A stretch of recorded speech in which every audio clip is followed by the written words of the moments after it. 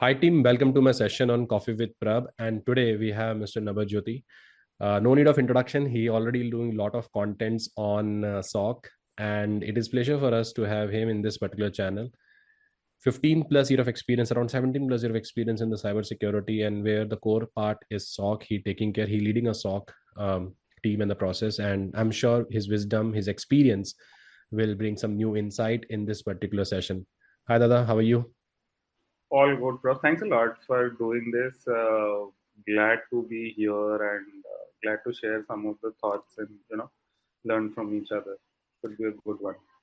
And I'm using the word dada because dada is basically the word we use in Bengali to respect the senior and all that. So definitely this guy is a senior guy in the SOC. So his knowledge, what he's sharing on LinkedIn, and the kind of a content he's sharing on LinkedIn. So I thought, let me approach him, and it is his generosity. Within a second he replied, and I was surprised. The kind of experience he has. I was thinking, okay, he will be guy who going to reply in 24 hours and all that. But thanks, Dada. And I know you've been through some the tough phase and all that about health conditions and all that, and taking out the time in a weekend after this busy schedule. I do understand the kind of a SOC people, their life, there's nothing called as a 8-hour job or 10-hour job.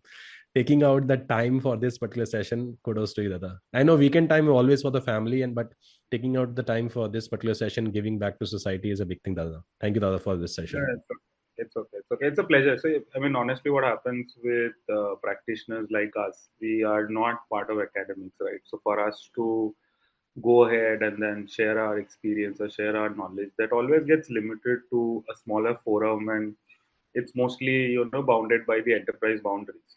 So once we get a platform like this where there's a larger audience, there are different perspectives outside of a specific enterprise, it generally helps us also to understand what's going on, what are the things that people are talking about, what are things people are interested in.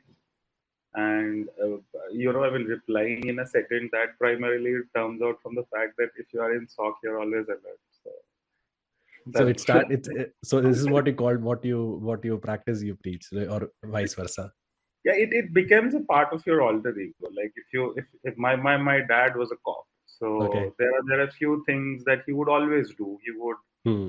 would have a certain sense of control over situations that you would like. He was very meticulous in planning. So Okay. it generally falls down. I mean, it trickles down your personal life and your professional life. There are always areas where they kind of overlap with each other.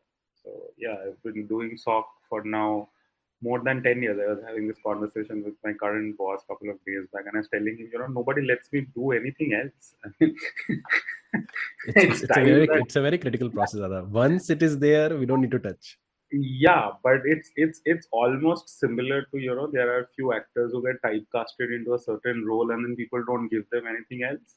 Hmm. I think somewhat something of that sort is happening with me right now. People don't offer me any other roles. And if I go back to it and tell them, I can also do a little bit of VAPT if you allow me. They're like, no, you do so. Yeah, that's how it So is. Dada, before we basically start on the actual topic, this video will going to be watched by multiple juniors, aspiring SOC people and all that. Before we start the session, I want to ask you one basic question: is if someone want to make a career in Hmm. SOC, okay? Hmm. I know there's a lot of books are there, YouTube videos are there, how to make a career in SOC.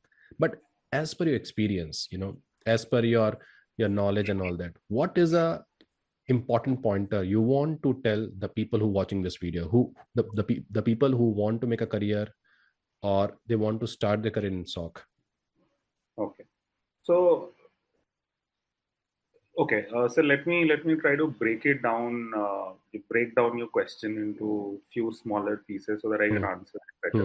hmm, hmm, First and foremost, if there is anybody out there who has decided to pursue SOC as a career, congratulations. This is the good decision that you have taken. It is going to be a difficult path, but of all the domains that we have within cybersecurity, and this is not primarily because of the fact that I have been doing SOC for all this while, the amount of knowledge that you get, the amount of understanding that you get, the spectrum that you get to operate in, I don't think there are any other areas within the cybersecurity that gives you as much technical hands-on experience as SOC does.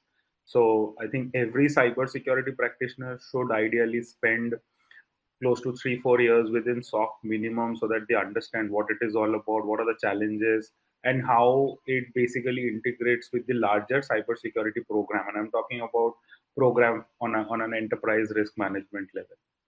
Now, coming back to your primary question in terms of how do they start, so there are two different segments of people.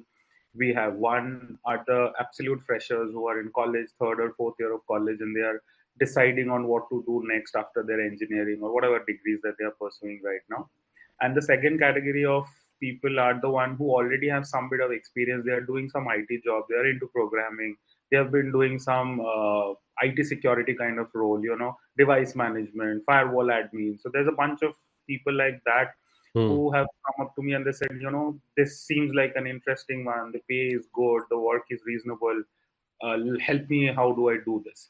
So the structure for both these two segments are a little different. So if you are a fresher, I think the approach is very, very simple. Get your basics right. I mean, what I would now tell all of them, get your network security and network security fundamentals, make sure that they are good.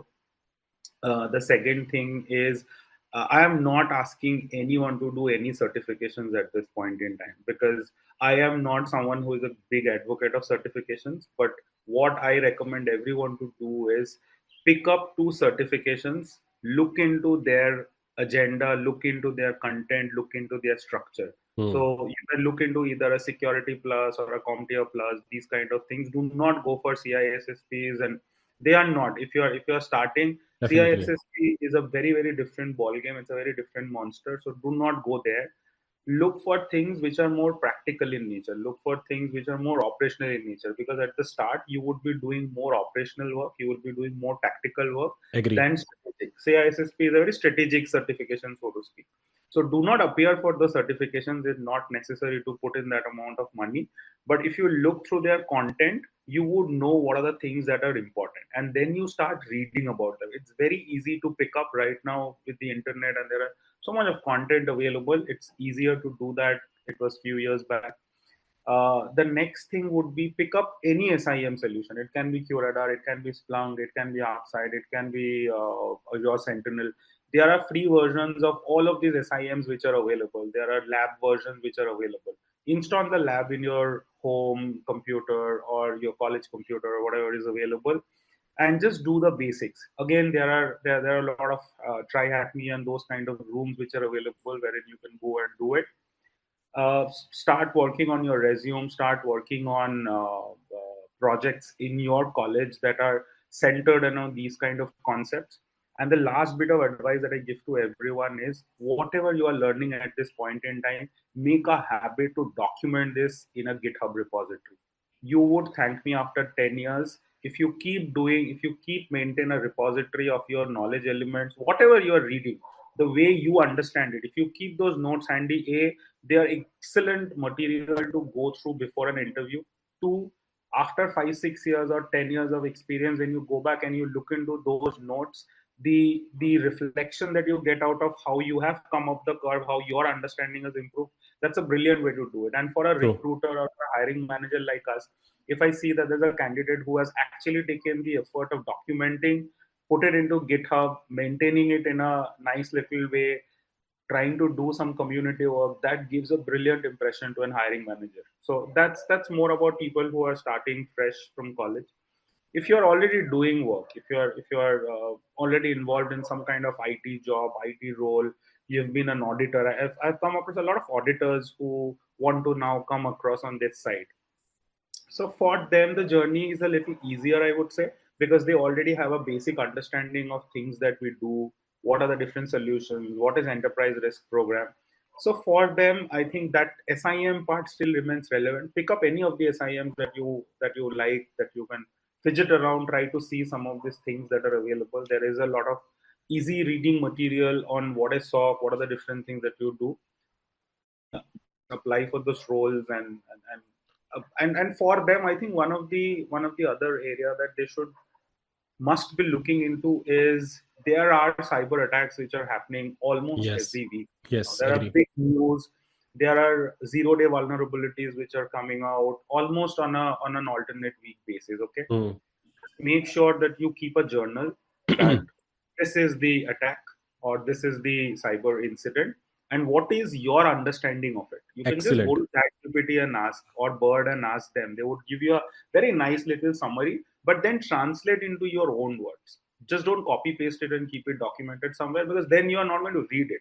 Just Excellent. read it and make a one paragraph out of it, that okay, this is Colonial Pipeline, this was the ransomware group, they exploited this specific vulnerability, this is how they maintained persistent. And start thinking, if you were a part of the SOC of that impacted company, what you could have done.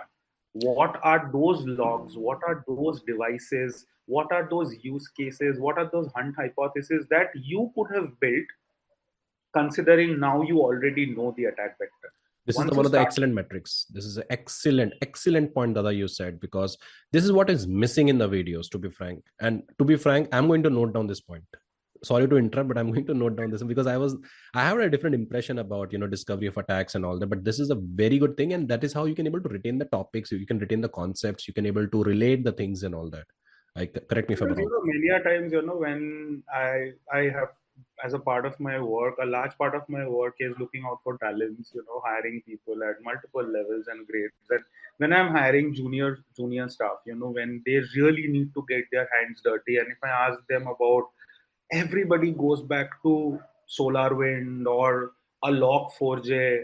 There are things that have happened after that, and even when you talk about Log4j, they would, and I know from which website they are telling me, because I have by now I have read most of those websites, so from which website they have read and they are explaining you.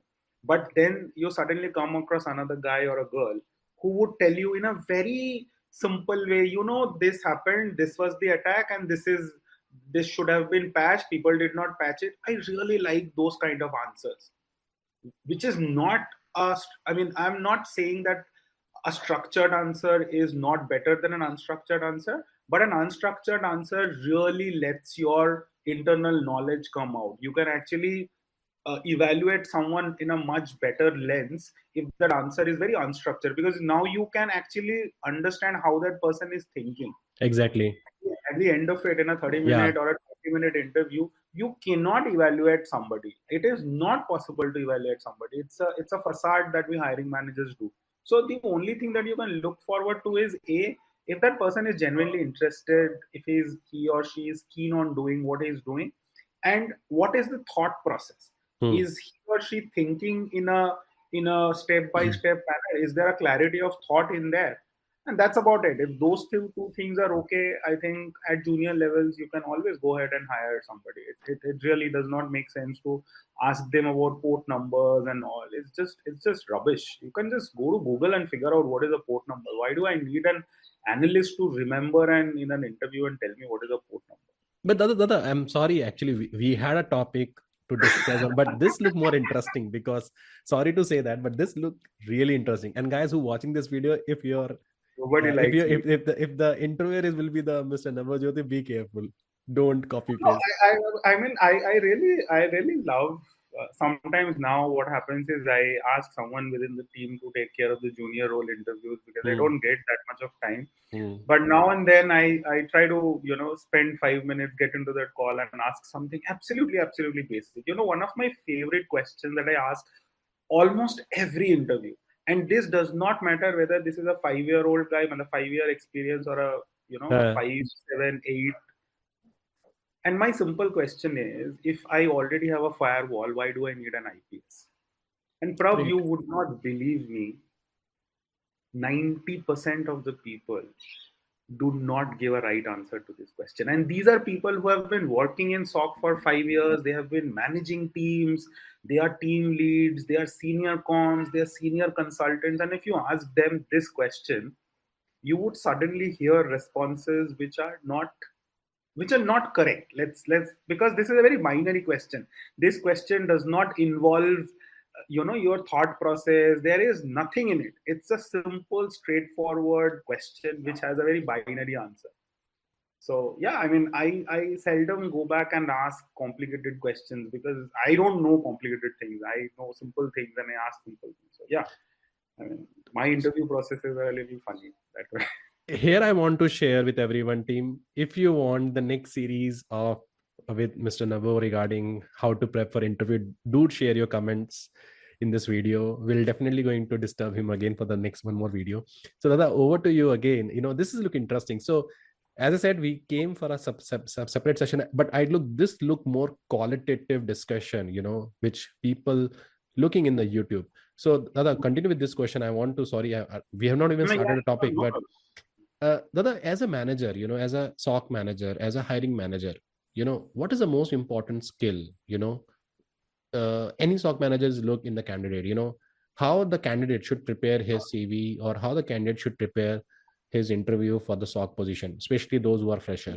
Because I have seen a lot of calls, I see a lot of feedbacks. don't write. The first thing is don't write expert in your resume. I really get, I get a. I mean, I should not be doing it, but the moment I see somebody writing SIM Let expert, me verify my LinkedIn profile. Okay. thought leadership and all of that, I really get very confused. I'm like, okay, I mean, do you know why there is an IPS and there is a firewall again? And then when they do not answer that, then I'm start to question. Anyways, I mean that's the funny thing. I think it depends on what kind of experience level that you're coming up with. Like I said, and this is a very very personal way of, this is me hiring. I do not want to say that this is the industry norm. I would love to believe that there are more hiring managers like us who are not focused on the fact that if they are hiring somebody who has a good memory skills or not. I do not evaluate Based on a professionals on, memory. yeah. But again, there are few things which are so basic. And if I'm hiring somebody who has 3 years of experience in stock, and if they cannot tell me what is a private IP range, then I have a problem. Then I get a little scared of Hiring him. getting that person, because again. So this is something that I wanted to discuss as a part of today's conversation. That many a times, we do something without understanding what is our objective, what is our goal, why are we doing it. Many a things that we do within SOC, we are doing because regulator ने बोला है, किसी document में लिखा है, or it is being done perpetually. Now, nothing to take away from what we are doing right now, whether it is right or wrong. I'm not going into that discussion. All I'm saying is, if there is a process which is designed and defined, there is an objective behind it. Okay. Try to understand that objective. Try to understand, if an interviewer is asking you a question, there is a reason behind it. And as an interviewer, sometimes I also try to question myself. Why am I asking this question? What skill set I'm trying to evaluate? Because believe you me, you have a 20-minute window or a 25-minute window. I'm not somebody who goes into this 1.5 hour lengthy interviews. I wish I could do that, but unfortunately, I do not get that much of time. But in your peers, colleagues, in other companies and all that, when you share your feedbacks and that, so is it a market perspective that, or it is like it varies from person to person? It really depends on the kind of hiring manager. I'll tell you, there are different. No, I'll absolutely break it down. So within our industry, and this is something I was telling a peer of mine a couple of days back. There are two kind of people in our industry right now. There are practitioners, and then there are non-practitioners. So if you are getting interviewed by somebody who is a practitioner, who has been doing this for a long time, and this is bread and butter for that particular person, rather than somebody who has been doing completely something else and then suddenly got teleported into SOC or into cyber and now is managing, both are good, both are important, both are required. But the approaches are very different from these two people, or these two sections of people. So I would restrict my conversations to practitioners, because I was preferred to be a practitioner going ahead as well. So when I am getting into those interviews, and if, like I said, if I am hiring a fresher, then the conversations are very simple. Do you have a Git project? What are some of the things that you have learned? What is that one subject or one topic within cyber or within network security that you find ridiculously difficult to understand? Because that gives you a very beautiful insight in terms of what that person finds complex.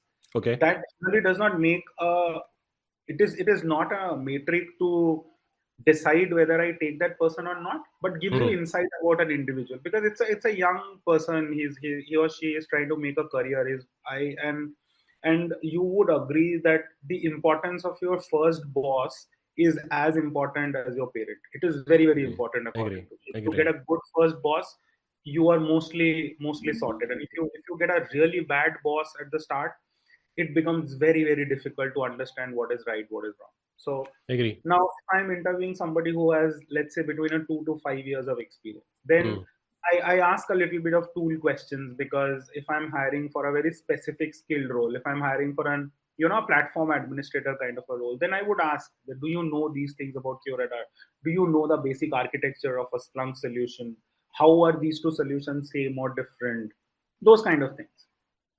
And let's say if I'm hiring somebody at a lead level, okay, somebody with 7 8 years of experience, 10 years of experience, then the questions are much more strategic. So then my questions are primarily in and around that. Let's say there is a 0 day, it's a Saturday morning. What is the first thing that you're going to do? And what are the first four things that you are going to do, in what order? Because the moment you ask somebody order, then that person starts to think which is more important, Understood. and that tells you how clear his or her understanding of the problem statement is.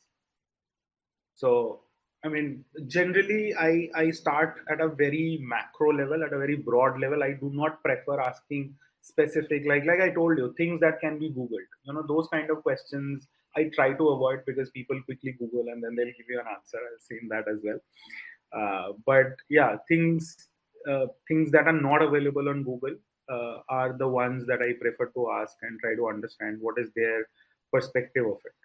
Now, the one point I want, because I receive a lot of queries on this also, that Prab, I have applied for a job, my resume doesn't get shortlisted. I'm sure those who are watching this video, they can better Yeah, relate with that. yeah, And yeah. the population of this problem is more than 40%.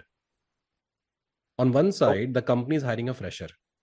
On the Yeah. other side, there's a fresher guy who prepared the CV, Hmm. and his CV was not get shortlisted. So, as a hiring manager, as a reporting manager, Hmm. what do you see in the CV when when you shortlist any candidate? Because I know the first level of screening done by Yeah, HR based on some yeah, I get thresholds that. and all that. So, do you have any suggestions for them? Yeah, Because it is a I. very important pain point which I've seen in the freshers. Hmm.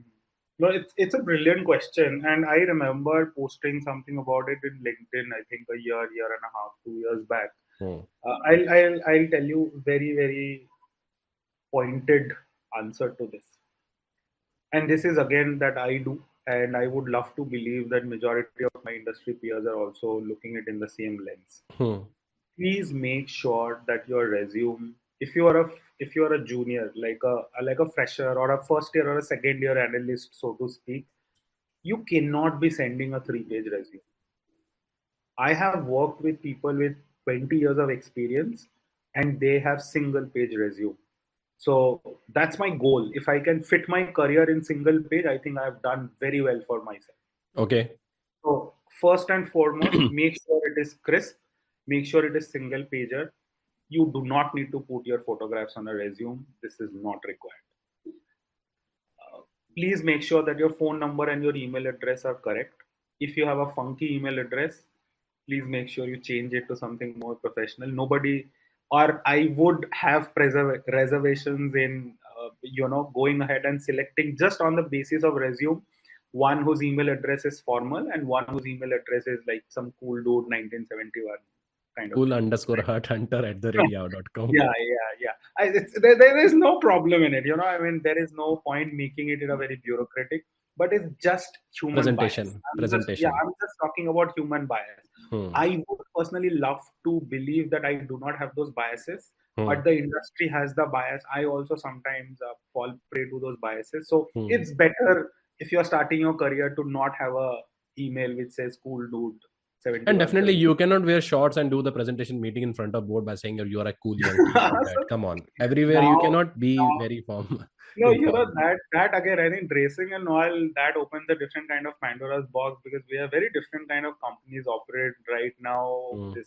The cultures are very different. So you dress according to the culture of the enterprise that you are interviewing for. If you Hmm. are interviewing for a large bank who is formal, who is very bureaucratic in their approach, make sure you're wearing formal. But if you're getting interviewed by a next gen company, so then I don't think there is the importance on wearing a formal is that much. So you pick, you dress, you eat according to the enterprise that you are interviewing with or you are interacting with.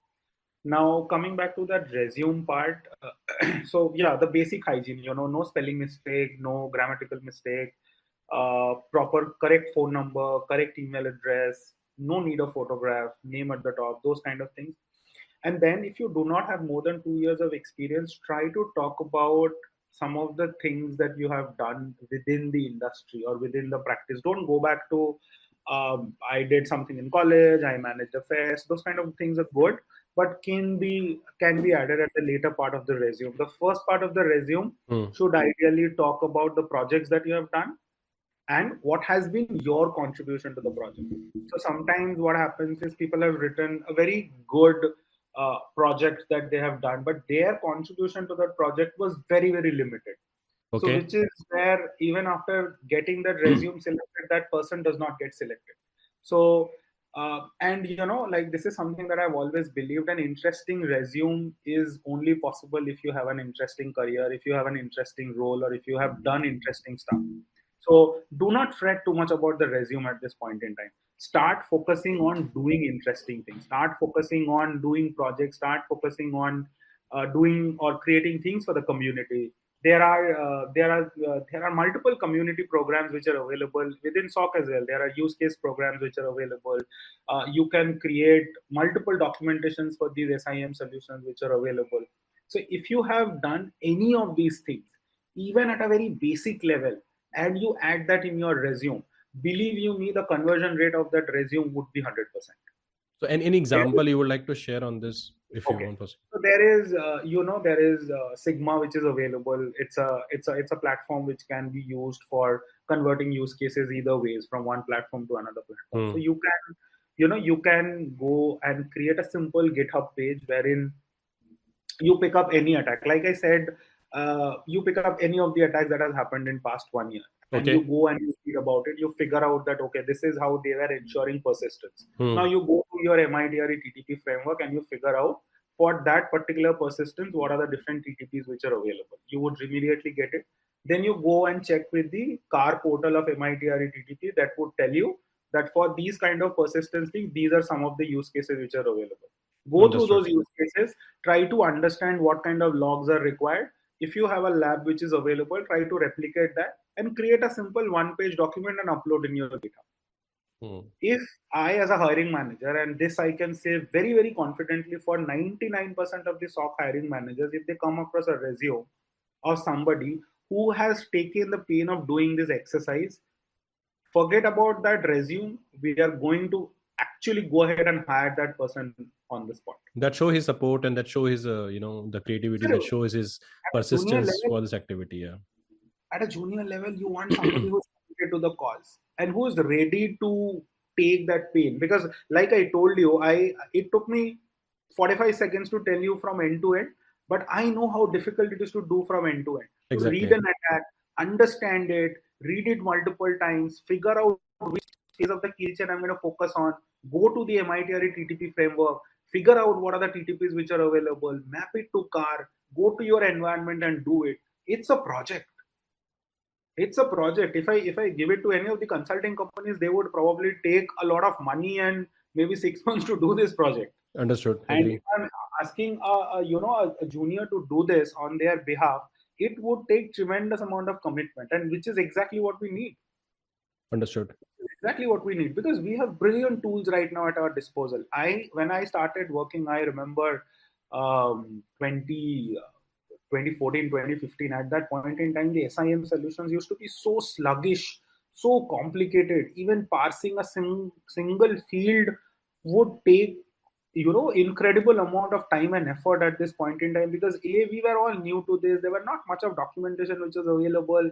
Things were not robust. Now if you look at these platforms that are around, the next gen SIM solutions of the Azure Sentinels and all, everything comes pre-parsed. You True. that entire effort has now gone. Most of the solutions are now SaaS. So there is no effort in upgrading, making sure that the changes are getting reflected everywhere. All of the problems are now going away. So Agree. now we are all coming back and focusing on the core of it, which is security.